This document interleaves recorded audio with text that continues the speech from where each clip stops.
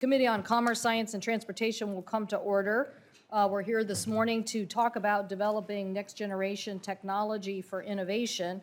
We're joined by a distinguished panel of manufacturers and people who use this product as a critical part of our supply chain, and we welcome all of them who are with us today.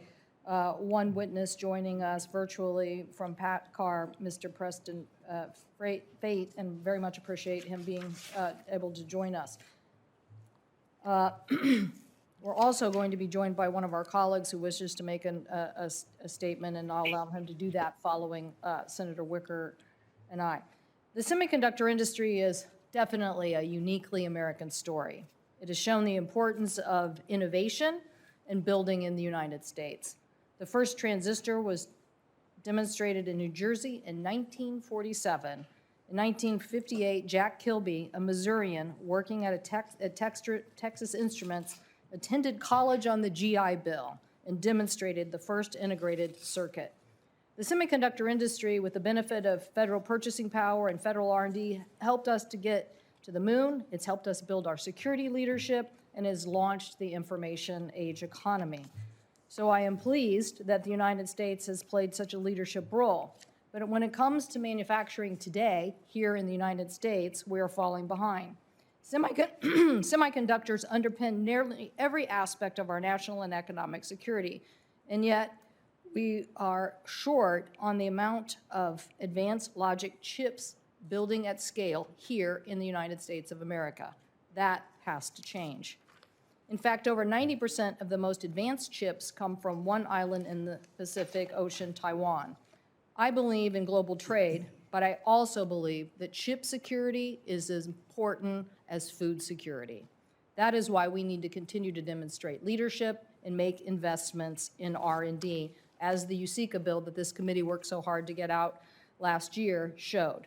Our over-reliance on vulnerable global supply chains without having a U.S. alternative ready to go is an economic and national security risk.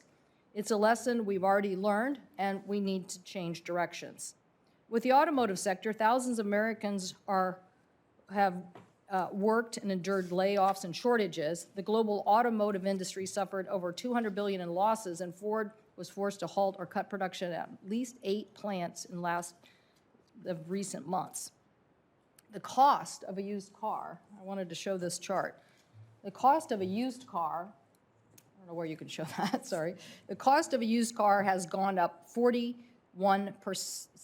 and new cars 12%. A lot of this is due to the semiconductor shortage. Let me repeat that. The cost of a used car has gone up 40%. Now, why would that be? Used cars already have the electronics. It's because if you want to buy a new car right now, you're probably going to have to wait because the car companies don't have enough semiconductors. People who can easily afford a new car and need one but can't get one due to the shortage are instead buying the used cars, and that's driving up the price. So anyone knows that the people who can afford to wait the extra 6 months for the new car probably aren't the people who are really feeling the pain. It's the person whose radiator blew out last week and just needs anything on 4 wheels to get them to their job. And that's basic used car that might have gone up $5,000 in cost, an additional 41%.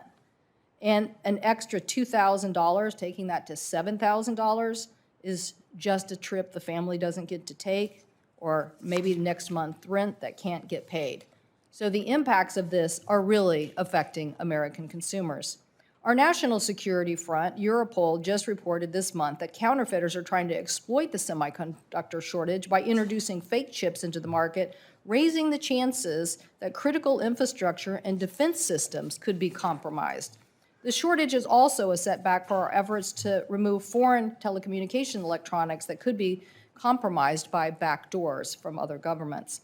According to the telecommunication industry, wait times for some networking equipment is now 50 weeks. The cost of some networking equipment has risen 12%, and price gougers are selling chips for 100 times their regular price. That is no way to build out the access to our broadband. In addition, we know that relying heavily on one country and largely one company creates a lot of targets for hackers. 18 months ago, security researchers found hacking campaigns that compromised at least 7 Taiwanese chip manufacturers to steal semiconductor chip designs. All of these are reasons why we need to get USICA done and make sure that we get to conference with our colleagues. These bills have a $2 billion investment specifically for our Department of Defense to secure the microelectronic supply chain required for our national security missions. The shortages that we have today, if we don't address them, are going to continue well into the future. That is because the world needs 1 trillion chips to be produced. Actually, that was in 2018. 2021, we need 1.2 trillion chips basically produced every year. In 2031, that will be 2 trillion chips per year. So our current foundries are already working overtime. Building new foundries has to be part of the long-term solution, and we need to send that price signal today. If we do nothing, these shortages are just an example of what is to come.